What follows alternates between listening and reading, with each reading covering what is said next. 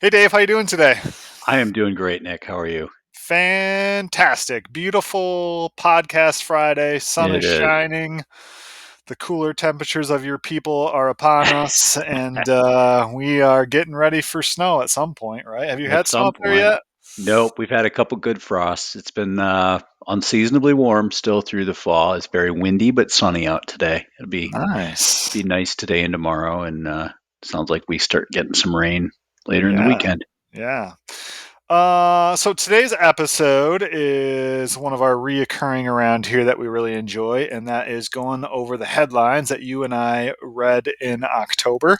And given that, I don't know if you know this or not, Dave, but we had a presidential election I, earlier this I week. heard. Yes, yes, A mass majority of the things that we read were somewhat related to politics, but for the benefit of our listeners and all people involved who are ready yes. to be done with elections, it's fair to say that we are skipping a lot of that discussion for the fact that we want to take some time off of that, but also the other side of it is a lot of it just isn't very helpful right now as it Right. relates to like the potential of what might happen now that Trump has been Yeah. elected, and there's a lot of unknowns around there, and I don't think it makes sense to talk about No. the speculative side of some of that stuff, right?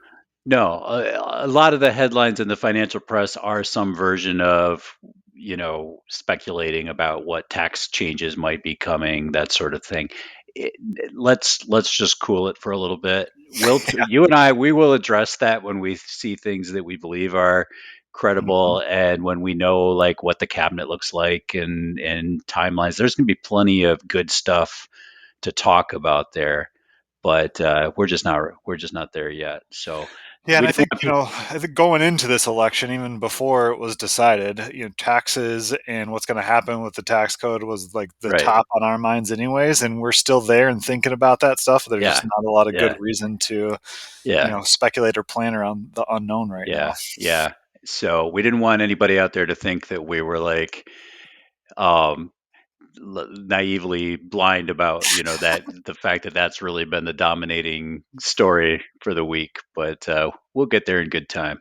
For sure. So, Yeah. on that note, Dave, our first article comes from the Wall Street Journal about buffer ETFs and Yeah. structured outcomes. So, walk us through that. Yeah, so there's been a lot of this kind of stuff lately. We see it from the wholesalers that call on us to see if we want to offer things to our clients. Um, Essentially, what we're talking about here, buffered ETFs, are a way to buy into the stock market, presumably with lower volatility. Hmm. There's some kind of inside that investment vehicle, they're doing some kind of hedging strategy with the idea that you get more of the upside with less of the downside Yep. of the market. And at the end of the day, you know, these things can be useful in certain situations, Hmm. but mostly from my point of view, for most people, it's a psychological crutch. And what they don't understand is that they're giving up opportunity costs, and that likely, if the market does what the market has always done historically, yes, they'll have less volatility, but they will also have a lower return because there will be much more cost and opportunity cost built into the vehicle that protects them. Yeah, absolutely. I mean, I think as you put on our list here, there's no such thing as a free lunch, right? Right, You cannot get all of the upside of the market with none of the downside. right, That is never right, going to be an option. right, And right. so, like the scary part about stuff like this, or like the Yeah, twin of it, which twin isn't necessarily the right word, but the indexed annuity, universal life type policies, where you have that, like that is sometimes how it gets proposed to people or sold to people is like, hey, if the market goes up, you make money. If it goes down, you don't lose right, anything, right? And that right. is true, but not, you're not digging into the details of why that maybe isn't the best decision choice for you, right? Right. And if you're taking a healthy attitude to your investments where you do have risk and volatility risk is in your long-term investments, you should be able to just say, "Hey, I don't care if it goes down in the short run. I'd rather make more and keep more in the long run than have a smoother ride along the way." Right. and because that's really more of a psychological barrier than a actual barrier to your finances. And if you're talking about short-term money, it probably doesn't belong in the market in any form. Right. And either it belongs in bank accounts and savings accounts or treasury bonds or CDs. A buffered product that protects you from some of the downside probably isn't going to be the answer either. Right. Yeah, absolutely. So, Our next article, if you will, is that the Social Security Administration put out their annual COLA for Social Security retirement adjustments in 2024. And so yeah.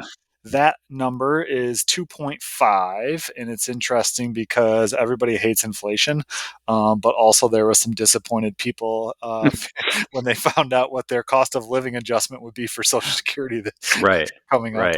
right? Right. And yeah, it's like yeah, like you can't have you're not going to get a higher cost of living adjustment on your social security when inflation isn't that high. Yeah. And just, to put perspective on that, because I'm looking at the chart you posted here, Hmm. in 2022, when inflation was high, the cost of living adjustment was 8.7% on your Yeah. social security. Yeah. So the history, it is funny because I don't think I've ever had a year in my career when people didn't complain about the cost of living adjustment on social security, Right. no matter what it was. But if you try to take an objective view of what has the consumer price index looked like average year over year over year, and compared that to what the cost of living adjustment in social security has been, it has almost been a perfect match. Yeah. So, I not not it's been pretty darn close. Let's put it that Hmm. way. Hmm. And the um, the other major complaint we hear about that is, well, they gave me an increase, but my cost of Medicare went up, and I Right. actually, which you got to remember, these are. I think the government made a mistake in some ways when they packaged them together for like the billing for Medicare is going to come out of Hmm. your Social Security benefit. It's convenient. But in terms of like behavioral finance, it just ticks people off because Yeah. because they don't. It's like what like they give on one. It'd be like your boss gives you a raise, but you're paying for your groceries out of your paycheck, and your Yeah. groceries went up. Right. You know, and people think like Social Security and Medicare are the same thing because it's on the same statement. So Yeah. anyway, it's just interesting. Yep. And we're getting a lot of that right now with, it's open enrollment season, right? So like Hmm. what I hear from people is, yeah, I got a 4% raise this year, but my health insurance premium went up 20%. Yeah, yeah, Right. So I'm working negatively, which isn't necessarily the case if you actually no, do the math. But I digress. Like it's just, well, like you said, the mindset of how you see things. But like looking yes, historically back, and we'll post this chart in the show notes because I think it's interesting. Like historically, 2.5% is a pretty good cost of living adjustment, yeah, comparatively speaking. Of obviously not the 8.7 of 2022, but we've been pretty, a lot of years below 2%, going back to 2008. hmm, So it's all the perspective you take, right? exactly. So we go back to the Wall Street Journal for an article on estate planning for millennials and Gen Z.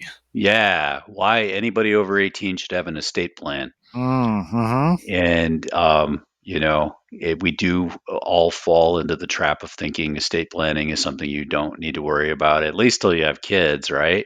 Right. Well, not really, Yeah. you know.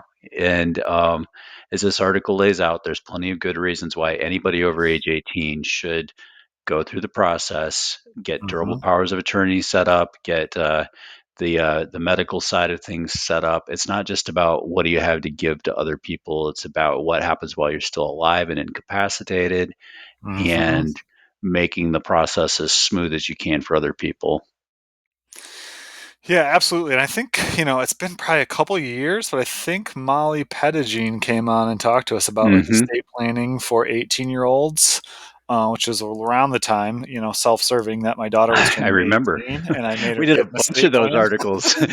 Yeah, We did a right. bunch of those right around the time your daughter was turning 18. But yeah, I mean, I think you're right. Just in general terms, like people get all worried about, well, estate planning, and it's all about, what happens to my stuff after I die. We're actually pretty good at, like, as a Yeah, society, of figuring that stuff out relatively fairly. Like, I wouldn't tell anybody, like, don't write your own estate plan. Don't worry, this state's got one for you. It'll be fine. Like, right. certainly go out and, like, definitely, certainly go out and do an estate plan. But if you didn't happen to, like, Yeah, dying is the least of your worries. It's living and not having anybody to help make choices. right, Letting the court right, decide who gets to make your financial decisions and who gets to make your medical decisions right. is never a And good way to go. where that can come into play is if a lot, and I'm not an expert on this, but if you have children in college Hmm.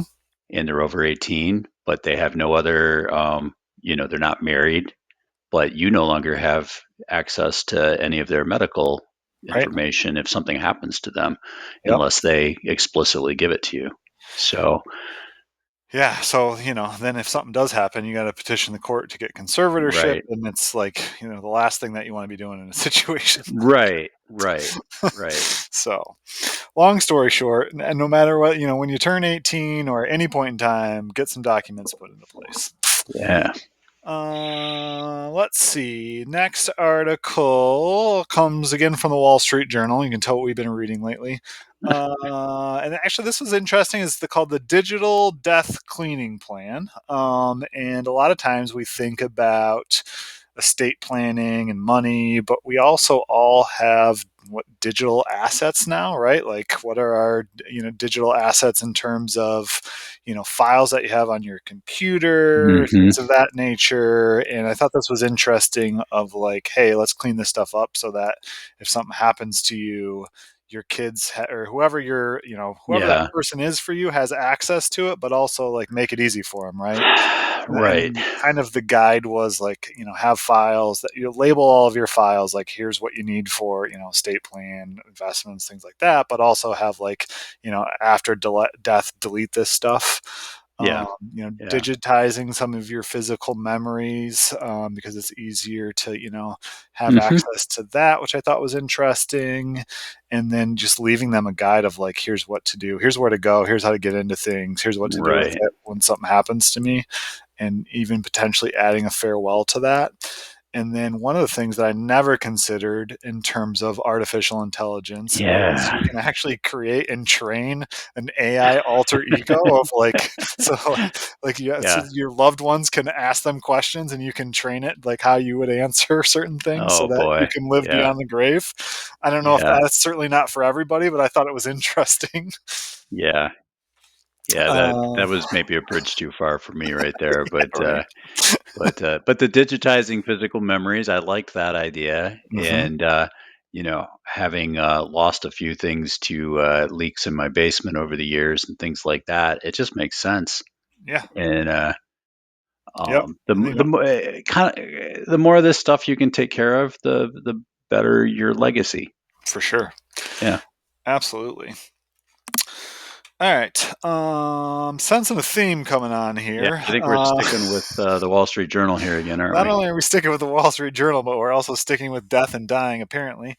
So, cognitive decline in retirement savings. So, there was an article about retirees, who are living longer than previous generations. And as a result of that, we're seeing that they're more likely to suffer from memory loss, which Yeah, is very challenging. And, what kind of this article, the whole premise was, a lot of people are unaware of that memory loss, but it's right. also, causing some issues when they do, comparisons about, you know, wealth decreasing, decision making in finances and investments, and how that relates to Yeah, this yeah. cognitive They had loss, right? they had estimated a cost of about $31,000 on average for people who experienced memory loss events a few years before they actually passed away. That because they were making poor financial decisions. Yeah, and I thought it was super interesting, like, of the people that who were unaware that they were suffering from this, right? But then of when they had their, control group, if you will, of people who were aware of it and delegated those decisions to family members or financial Hmm. advisors, they ended up being in a much better spot, right? Right. Yeah. Yeah. So, um, And a large part of that came from stocks and people participating in the stock market. A lot of those, based on the research, had higher cognitive abilities hmm and were overconfident in their abilities. As they lost memory, more susceptible to that. So just something to be aware of and thinking of. Obviously, our default answer to that is, hire a good financial planner, right, to help you with that. We've seen that in clients. Certainly worked through some of that in terms of, working with them and being able to identify that and working with their families. But yes.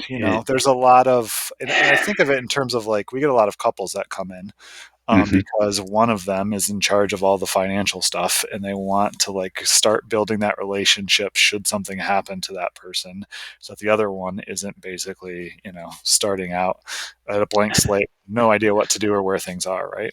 Yep. Exactly. So we've dealt with that before, and certainly something to be aware of. And if it's not a financial planner, have a family member, or you're going back to the estate plan, power of attorney or Hmm. somebody, and having those conversations so that somebody can help be that like third party objective resource of when it's time to maybe stop being so involved in your own financial matters, right? Yeah, and do it while the sun's shining and everybody's still healthy. Yes, Yeah. absolutely. Yeah. Yeah. Let's check in with the Yoders. Yeah, Yeah.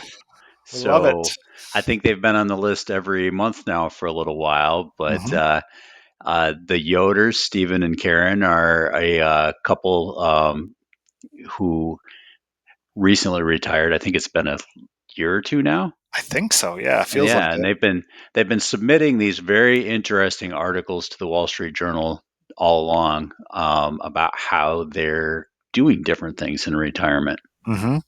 and it's been an interesting run. Yeah, for sure. So this week's or this month's article, they decided to review all of their credit card transactions and bank debits of the past year, and they were both pretty surprised by the things that fell Yeah, through the crack because they hadn't really been paying good, close attention to it, and so the yeah. amount of money they were spending that maybe they didn't have to, and just the amount of money in general in certain categories. Um, Hmm. and personally, I think this is a great exercise to do even before you Yeah, retire that because, was like, my having thought too. Yeah, this everybody should do this once or twice a year. I know I need to. I was looking at my own stuff the other day. I think we may be paying for two Netflix subscriptions right now. so yeah, so it happens, right? That's the world we right, live in. It's way too easy to sign up for things and forget what yeah, you've signed up for. So for sure, yeah. yeah. So always a good idea, and I like the idea of like starting out like a year before retirement and just taking a budget audit Well, of like what you're actually spending, not yeah. necessarily just for things that you can save on, but also just to know what you're spending, right? Well, right, and that's we play that out with new clients quite often. They come in a year or two out from retirement, and one of the key things we need to do to try to figure out what kind of shape they're in once they retire is get a handle on what's their baseline expenses. And often, because in that situation, most of those clients that we talk to are like their bills are covered. They're not they're fine, they're not really conscious of where the money goes and what they need. Right. So we end up doing that at that point anyway. Mm-hmm. Yeah. Yep. Definitely, and it doesn't have to be retirement age either, right? Like No, everybody right. should at some point look at Well, these things or have a yeah, system where they're looking for these things, have an or idea. Yeah, they have apps now that will, alert you like, hey, yeah, you're not yeah. really logging into this particular thing. Well, Should you still be paying for it? yeah, and it's not like you and I are not the type to tell people, "Hey, you really need to rethink that newspaper subscription." Right. But if what we want is for people to look at it and say, "Am I really using it?" Because if Yeah, you're using it and you can afford it, what's the problem? But right. I probably don't need two Netflix subscriptions, you know? Probably not. Yeah. I hope my wife's not listening. So our next article comes from Yahoo Finance. The lost pension in 401ks. According Yeah, to an estimate, there's about 29 million 401ks out there that are forgotten in it's crazy. 2023, amounting to nearly 1.65 trillion in unclaimed retirement benefits nationwide. This is a report by Capitalize. Which, it happens, right? Yeah, Like people yeah, leave jobs, they leave retirement plans behind. It's yep, probably even more prevalent now because you have this situation where you have automatic enrollment. yep, And so it's very easy for me to foresee a situation where somebody didn't even know they were in a plan and yeah. left their employer Uh, and never knew they had any benefits. so so I guess this is confession day for me because I've already admitted to the fact I think I might have an extra subscription to Netflix. So we often have to call the state of Michigan on behalf of clients. Right. And one time I was calling with a general question, but they make you put in a social security number. I might have told you this I don't story think you've before. told me this. So this was probably 12 years ago or so now. So I put in my social security number just to get through the security. Yeah. And so the woman comes on the line finally, get to a representative, and she tells me my name and says she has my account pulled up in front of her. And I said, "Oh no, I'm not calling for a client. I just have a general question about the benefits plan. It's not client specific." She says, "Well, I have your account in front of me." And I was like, "Well, I've never been a state of Michigan employee. I don't know. Well, is your And she goes through my stuff. I'm like, "Yeah, that's me." So when I was 24 years old, I substitute taught Oh, for a year and a half or so, yeah. when I was finishing up some classes and things, and I had paid into the state of Michigan teachers pension plan. It was $700 that I did not know that I had, and I got no Uh, statements on it or anything. So my point is, you never know. You never know. it can So think happen to the about best those. of That's us, right? right. That's right. That's right. I was laughing so Uh, hard when I got off that call. Um, so So, a couple different resources if you believe, or maybe even if you don't believe, it's probably a good idea to look at yeah, these things. yeah. The U.S. Department of Labor has an abandoned plan search, and we'll put all these links in the show notes. Mhm. Unclaimed property search you can do by state. So, Michigan has unclaimed property. And of course, as I was going through this, as I like to do, looking up myself and family members, I actually found some money not only for myself, but for my wife. So, Yes. these things do happen. So, So check just that out. yeah, a little background on that. If an institution can't get a hold of you in a certain amount of time, I think it varies depending on the type Mhm. of institution. Your money can escheat to the state, Right. which Yep. means it goes to, in our case in Michigan, they have an unclaimed property website, and you have to identify yourself and jump through a few hoops with forms depending on what the item is. Yep. But that's worth doing even if you don't think you've got a lost 401k or pension plan out there. Oh yeah, it could be anything. Yeah, Like somebody sends you a refund check for something and yeah. it never gets delivered, or you lose it again. There's a Small lot life of things like insurance that. stuff is a common. Yeah, for Yeah, sure. Yep. yeah. And then the Pension Benefit Guarantee Corp has a place where you can find unclaimed pension benefits, as well as there's a nonprofit called the Pensions Right Center that you can look for plans or get plan help there as well. So definitely, if you think maybe you have something out there, or even if you don't want to poke around here and put your name in, never hurts to Hmm. it takes very little time to potentially find a little bit of money that you never knew that you had, that is by law rightfully yours. So definitely check that out. Our next article, Dave, comes from Forbes about the Washington state vote recently. And so, a little bit Yeah. of background on this. The state of Washington has a public long term care policy that they put together. And there was actually a measure on the ballot to get rid of that program, Hmm. basically killing the law, and it was easily rejected by the voters. So it's a Thank. first of its kind law providing $36,500 in long term care benefits to all residents, and this is funded through a payroll tax surcharge of 0.58. There are several other states looking into similar laws: California, Illinois, Minnesota, Massachusetts. So, depending on, obviously, this is something that the voters wanted to keep. And Mm-hmm. so it would seem to me to be reasonable that there's other states that might try to do something similar to this. Yeah. There were Yeah. some laws around with this Washington law where you could opt out by having your own private insurance, which caused some kinks in the long term care. Right. A bunch of people decided to apply for their own long term care policies, and it kind of got out of control for a little bit. But just know, I guess, that that's something that is going around. Like, we are having a hard time paying for long term care benefits the Mm-hmm. way, like, if you don't have anything right now and you can't pay out of pocket, you basically go on Medicaid, and that is not really sustainable at this point based on the way that we're Right. doing those things, right? And so I think you're going to see a lot more traction around, like, how are we paying for these costs and how are we thinking through Yeah. them. Yeah. It'll be interesting to see how this plays out over the next few years. Yeah, Um, so yeah, caught my there's eye, but also $36,000 does not seem like a lot of long-term care. no, it's not a very, very large long-term care benefit in terms of what we look at as potential costs, but it's at least something.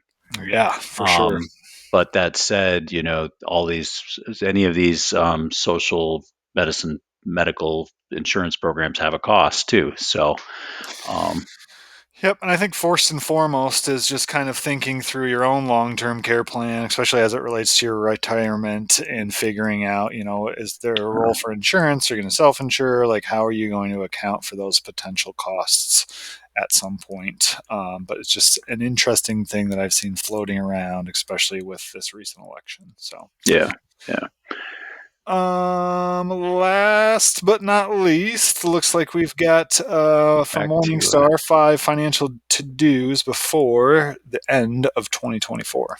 yep, back to good old Christine Benz Yeah. at Morningstar, and pretty basic stuff, but good reminders for folks because the year's going to be over here before we know it. Um, think about rebalancing. Think about make sure if you're RMD age or have an inherited IRA that you take your required minimum distribution. It's an opportunity to contribute to your employer plans if you can put more savings away than what you've already done. That Hmm. needs to be done by year end. She advised everybody take a look at their health insurance Mm-hmm. rolling into the new year, and just be aware of deductibles and co-insurance and premiums and where everything stands. And then lastly, consider charitable donations before the end of the year. Yeah, absolutely. And we are in the midst of open enrollment for Medicare supplemental plans, right? And there has been Hmm. some changes on that front. I was just in a meeting with someone who that's their line of work, right? Hmm. And he was kind of saying, if there was ever a year that you were going to check and make sure that your supplemental plan still worked for you, this would be the This year. is it. So Good I to don't know. have any more details than what that is, because that's Yeah, really kind of over my level sounds of expertise, fairly other than like, hey, apocryphal. you should Yeah, probably look into this. yeah, interesting. Right? So take that for what it's worth. So Good. on that note, that is all we had for this month's installment of Retirement Plan Headlines, Dave. As always, to our listeners, if you have an article you want us to take a look at, we would love it if you send it to us at info@srbadvisors.com. We're always happy to take a look at that stuff, and maybe you will see it on our next headline review. Dave, as always, it's been a pleasure, my Well, friend. it was fun, Nick. Thank you, sir.